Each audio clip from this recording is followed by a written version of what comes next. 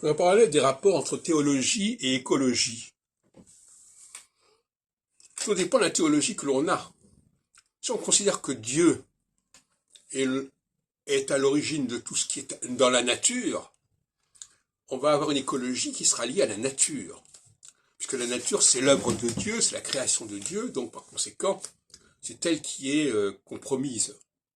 En revanche, si, comme pour moi, le judaïsme ne parle pas de la nature, mais parle de l'œuvre de Dieu, la création de Dieu, au niveau des structures de l'humanité, les structures du système solaire, les structures de la Terre, donc d'un milieu beaucoup plus restreint, on n'a pas la même sensibilité. Ce qui est important ici, c'est de respecter le plan divin. Et le plan divin au niveau judaïque n'est pas le plan divin au niveau chrétien. Le plan divin au niveau chrétien est beaucoup plus ancien, renvoie à une création beaucoup plus ancienne que le plan divin au niveau judaïque, qui correspond à une création beaucoup plus tardive.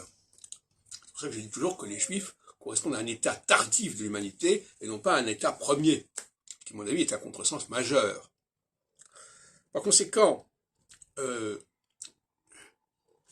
pour nous, au niveau du judaïsme tel que je le conçois, ce qui est important, c'est de respecter le plan tel qu'il a été pensé par le Dieu des Juifs, le Dieu de ce peuple juif, et non pas comme dirait Spinoza, bien qu'il soit juif, comme si Dieu c'était la nature.